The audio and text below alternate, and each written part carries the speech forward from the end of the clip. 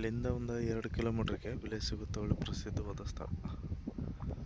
ಅಲ್ಲಿ ಮರ ಇದೆಯಲ್ಲ, ಅಲ್ಲಿಂದ ಹಿಡಿದು ಇದು ಪೂರ್ವಕ್ಕೆ ನಕಾಸೆ ರಸ್ತೆ. ಅದು ಹಿಂಗೆ ಹೋಗುತ್ತೆ, ಕಾರು ಲಾರಿ ಎಲ್ಲ ಇರುತ್ತೆ ನೋಡಿ. ಮತ್ತು ಅಲ್ಲೂ ಕೂಡ ಬೇರೆಯವ್ರದ್ದು ಜಾಗಗಳಿದೆ, ಎಲ್ಲ ಫ್ರೆಂಡ್ಸ್ ಹಾಕೊಂಡು ಬೆಂಗಳೂರವರೆಲ್ಲ ಇದ್ದಾರೆ ನೋಡಿ. ಮತ್ತು ಅಲ್ಲೂ ಹಿಂದುಗಡೆನೂ ಇದ್ದಾರೆ.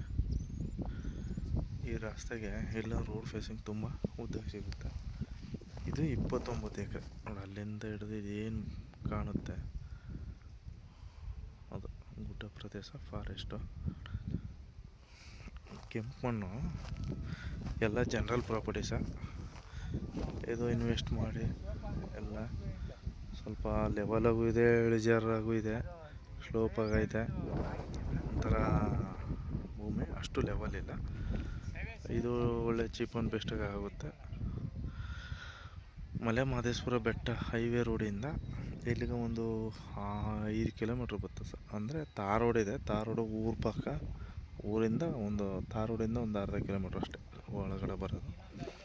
ಎಲ್ಲ ಡೆಡ್ ಇನ್ವೆಸ್ಟ್ಮೆಂಟ್ ಮಾಡೋಂಥ ಒಂದು ಯಾವ್ದಾದ್ರು ಮಾಡೋ ಅಂಥವ್ರು ಇಲ್ಲಿ ಬರ್ಬೋದು ಸರ್. ಇಲ್ಲಿ ಹಿಂದ್ಗಡೆನೂ ಕೂಡ ಅಲ್ಲಿ ಜಾಗ ಮಾಡಿದ್ದಾರೆ, ಫೆನ್ಸ್ ಹಾಕ್ಕೊಂಡು ರೈತರು ತಗೊಂಡಿದ್ದಾರೆ. ಇದು ಗುಡ್ಡ, ಯಾವುದೇ ಥರ ಪ್ರಾಣಿಗಳ ಹಾವಳಿಗಳಿಲ್ಲ. ಹಸು ದನ ಕರುಗಳು ಮೇಯಿಸ್ತಕ್ಕಂಥ ಗುಡ್ಡ ಇದು ನೋಡಿ. ಅಲ್ಲೂ ಕೂಡ ಬೆಂಗಳೂರವರು ಮನೆ ಮಾಡ್ತವ್ರೆ ನೋಡಿ, ಸೋಲಾರ್ ಹಾಕೊಂಡು. ಎಲ್ಲ ಒಳ್ಳೆ ಪ್ರಶಾಂತವಾದ ಒಂದು ಜಾಗ. 29 ಎಕರೆ ಇದೆ ಸರ್.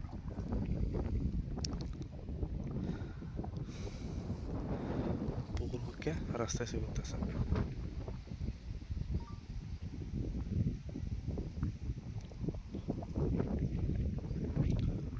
15 ಲಕ್ಷಕ್ಕೆ ಫೈನಲ್ ಆಗೋಂಥ ಜಾಗ ಸರ್ ಇದು.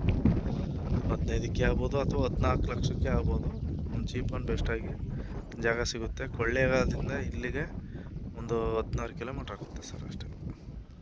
ಕೊಳ್ಳೇಗಾಲಕ್ಕೆ ನಿಯರು.